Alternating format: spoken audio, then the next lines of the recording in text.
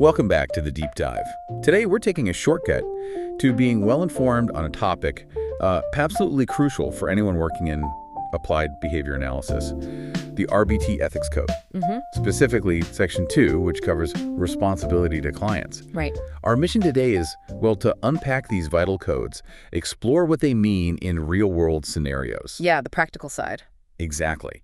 And highlight the insights that will help you uphold the highest standards of care. Yeah. This isn't just a rule book. It's like the very DNA of trust in ABA. Exactly. And every code here, from supporting client rights all the way to ensuring confidentiality, it really boils down to one critical insight. Your daily actions as an RBT don't just implement a treatment plan. They actively define the integrity of the entire field. The profound impact of your daily decisions, well, it poses a core question, doesn't it? It does. How can RBTs navigate these incredibly complex, often sensitive situations while always keeping the client's best interest and, frankly, the field's reputation at the very heart of everything they do? Okay, let's jump right in and unpack that with Code 2.01. Supporting the legal rights and preferences of clients. When we talk about these rights, we're covering pretty extensive ground.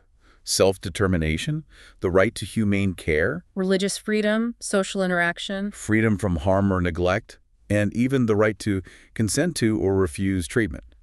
It's a lot. It is. And when we say support, we mean actively promoting those rights. Being an outspoken advocate for your clients, it's truly foundational. It is foundational. And it's easy to see these as, abstract legal rights, but what they really mean for an RBT on the ground is that you are often the frontline advocate. Right, the person who's there every day. Exactly. Understanding a client's preferences, maybe through something as simple as a preference assessment, is just as vital as knowing their formal legal rights. Good point. The core idea is simple, but powerful. Ask yourself, how would I like to be treated? Or, how would I want my own family member treated? This kind of person-centered approach demands RBTs be constantly aware of any potential violations. So what does this look like in practice, when these rights are challenged? Yeah. Imagine a teacher decides to withhold a client's lunch as punishment. Or maybe an RBT denies a client access to outside play because they don't want to deal with problem behaviors outdoors.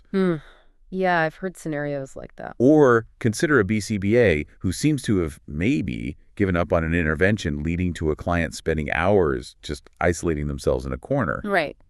In each of these scenarios, your immediate responsibility is advocacy. Like with the teacher, you'd politely but firmly state, you must follow your approved protocol that withholding lunch is unethical. And then immediately call your supervisor. Yes, and the caregivers. For support, if a client's being denied outdoor play, you must talk to your supervisor because access to recreation is a client's right. Absolutely. And if an intervention isn't working, causing the client distress or isolation, you need to suggest solutions or escalate the concern, maybe to your BCBA supervisor, or even higher if needed. That advocacy piece can be incredibly challenging, though. Oh, for sure. And when those rights are violated, or there's a clear risk of harm, Code 2.02 tells RBTs they must take necessary action to protect clients. Must, not should, must. Must. The first step is always contact your supervisor. Always. But if they're unavailable or maybe unresponsive, which can happen. It can. Then it means reaching out to relevant authorities. That could be Child Protective Services, the health department, maybe even the sheriff's department, depending on how severe it is. Right. And this is absolutely critical. Remember, if it is not in writing, it does not exist. Document everything you observe, every action you take. It's for your protection and the client's. These situations are often so urgent and deeply sensitive. Think about observing a nonverbal 4-year-old left alone, even for a short period. Oh, definitely a red flag. Or a parent actively encouraging you to hit a child back. Wow. Yes. What about signs of neglect you might see day after day? Unwashed hair, wearing the same clothes constantly, or a child regularly missing school. Those subtle signs build up. Or maybe a stepmother ignores a child's prescribed gluten-free diet, and the child keeps having symptoms, like diarrhea. These aren't just observations. They are huge red flags that demand immediate action. You absolutely have to report them. Usually you start with your supervisor, but you escalate to authorities if the supervisor can't or won't act. Okay, so beyond protecting those fundamental rights, the RBT Code also extends to ensuring equal, unbiased treatment for everyone. Which brings us to Code 2.03. RBTs do not discriminate. Right, no discrimination. And this covers everything: age, gender, race, culture, ethnicity, national origin, religion, sexual orientation, disability, language, socioeconomic status, basically any basis forbidden by law. And what's often overlooked here, but just as important under this code, is recognizing your own limitations. Good point. If you're assigned a new client population, maybe, or a specific behavior problem you haven't worked with before, your ethical responsibility is to seek proper training and supervision. So it's about competence, too. Exactly. It's about ensuring the right to effective treatment for every client. This lines up with federal laws like the ADA and Title VII of the Civil Rights Act. Professional competence has to extend to all populations. So what does this look like when maybe personal biases or lack of experience creep in? Picture an RBT refusing to translate forms for Spanish-speaking parents. Clear violation. Or an RBT unwilling to work with a client because their parents are a same-sex couple. Also a clear violation. Right. And it also means managing your own preferences. Like if you only enjoy working with young clients and you get assigned an older one, the ethical expectation is still to provide the highest quality of care regardless of your personal preference, and seek supervision if you need help expanding your skills for that age group. Makes sense. Okay, now this next one often raises eyebrows. Code 2.04, no gifts. Ah, yes, gift code. It's so common in many cultures, right? Giving and receiving gifts. But in behavior analysis, RBTs should never accept or give gifts to clients or their families. Why is such a seemingly small gesture prohibited? It's actually crucial. It's about preventing what we call a multiple relationship. Okay. And maintaining absolutely objective professional judgment. The guiding principle is friendly but not friends. I like that. Friendly but not friends. Accepting a gift, even something small like a cupcake or a holiday $10 gift card, or maybe even a tempting offer for a ski trip. Whoa, ski trip. Hey, it happens!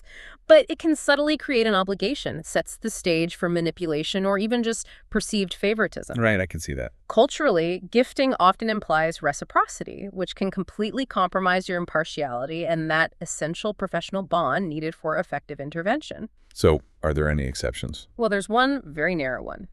A handmade card from a child. Because it truly has no monetary value, no street value. Okay, just a handmade card. Got it. Yeah. But how do you navigate that awkward moment, like when a grateful family tries to hand you a holiday gift? Yeah, that's tough. You should politely thank them for the thought, but firmly decline. Maybe give families a gentle heads up about the policy right at the start of services to prevent it. Proactive. Good idea. Yeah. What if your company has a history of giving gifts, maybe to teachers, and your supervisor asks you to deliver one?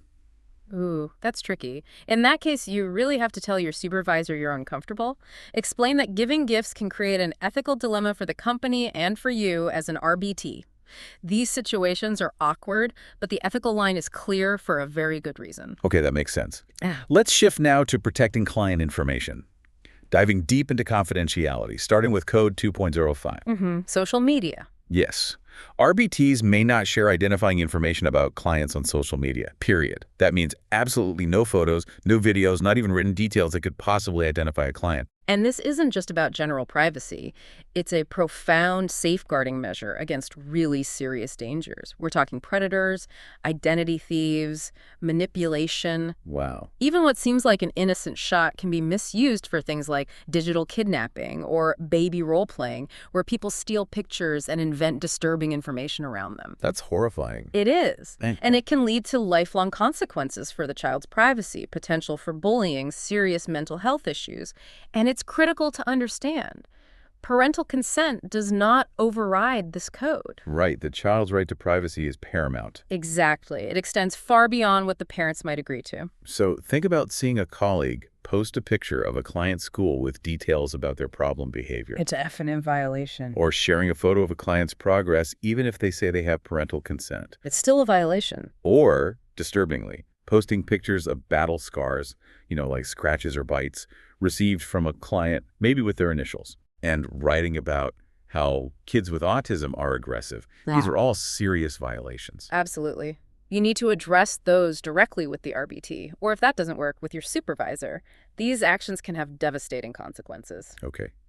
Building on that principle of privacy, another critical area is Code 2.06.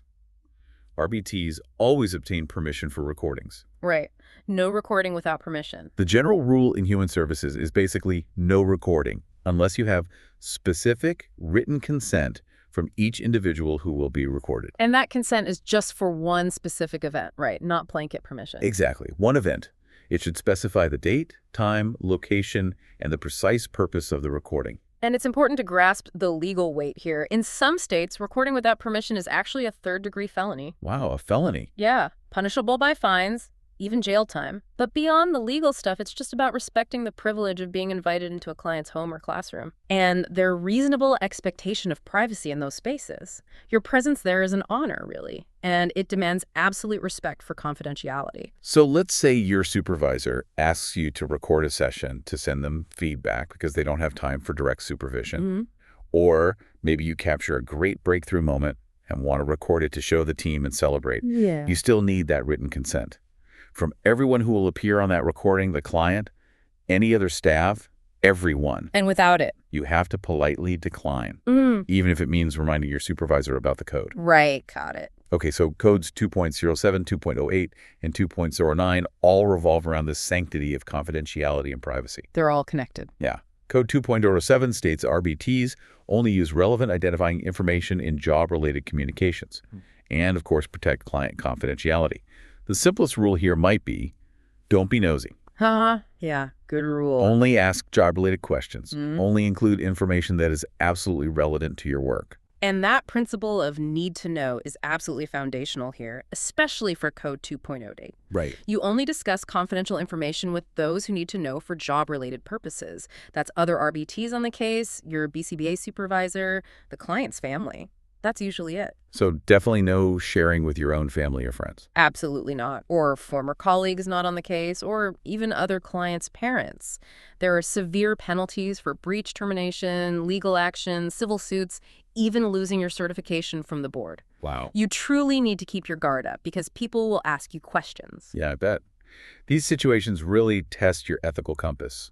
For instance, if another student in a classroom asks why you're only helping Andrew, how do you respond without violating his confidentiality? Tricky one. A simple, I'm just here to help out in the classroom is usually enough, right? Usually, yeah. Keep it vague in general. What if you overhear private family matters, maybe a divorce, and other RBTs start gossiping about it? You shut it down. Redirect. State you can't gossip about clients.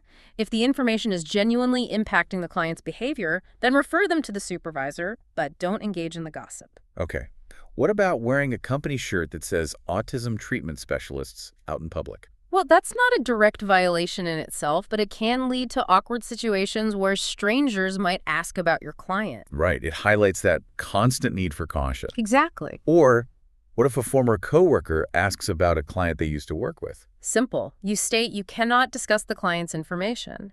Their access to confidential details ended when their professional relationship did. Makes sense. And ultimately, all these codes on confidentiality kind of funnel into 2.09's absolute directive.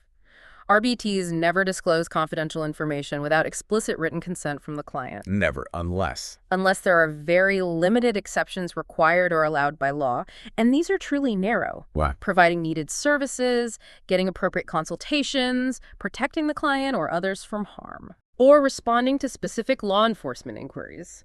This unwavering commitment to confidentiality, it goes way back. Principles like the Hippocratic Oath. So consider these final challenges on confidentiality. Sharing a client's communication method with their speech therapist is allowed, right? Because it's providing needed services. Correct. That falls under the exception.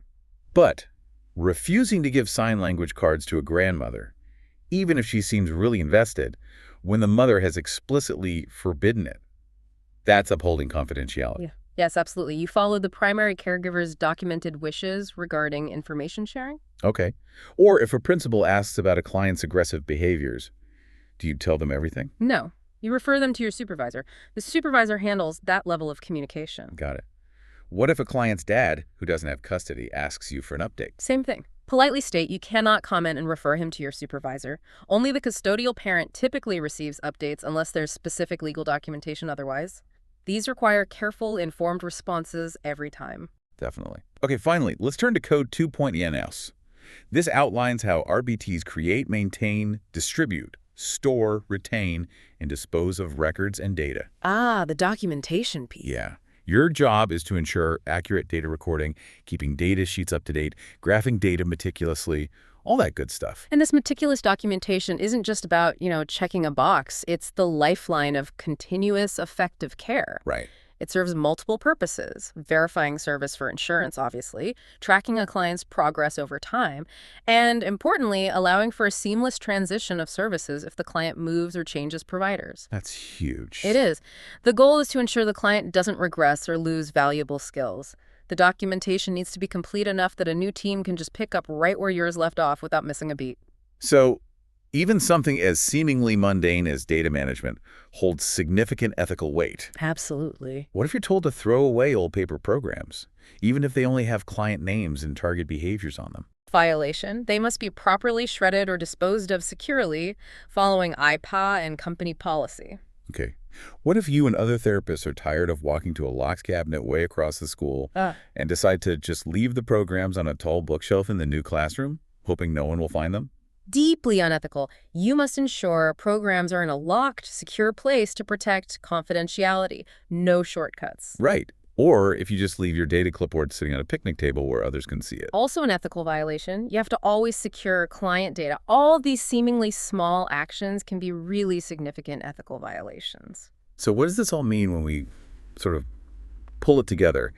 The RBT Ethics Code, particularly this Section 2, it truly positions RBTs as critical frontline professionals. Yeah, absolutely critical. You're not just implementing plans. You are the daily advocates and protectors of your clients' rights, their preferences, their privacy. It's a role that demands constant awareness and a deep commitment to ethical practice. And the sheer volume and sensitive nature of the ethical dilemmas RBTs face daily, it really underscores the weight and responsibility of their position. It really does. Every interaction, every piece of information you handle, every decision you make holds immense importance for the client's well-being and, frankly, the integrity of the services provided. So, given the complex and often sensitive nature of these client interactions, here's a thought to mull over. Yeah. How does this unwavering commitment to maintaining strict ethical boundaries not only protect our clients, but how does it fundamentally elevate the entire field of behavior analysis, shaping its integrity for generations to come? That's a great question to ponder. We invite you to mull on that thought as you continue your journey as a well-informed professional. Thank you for joining us for this deep dive. Yeah, thanks, everyone. If you have sources you'd like us to unpack, send them our way.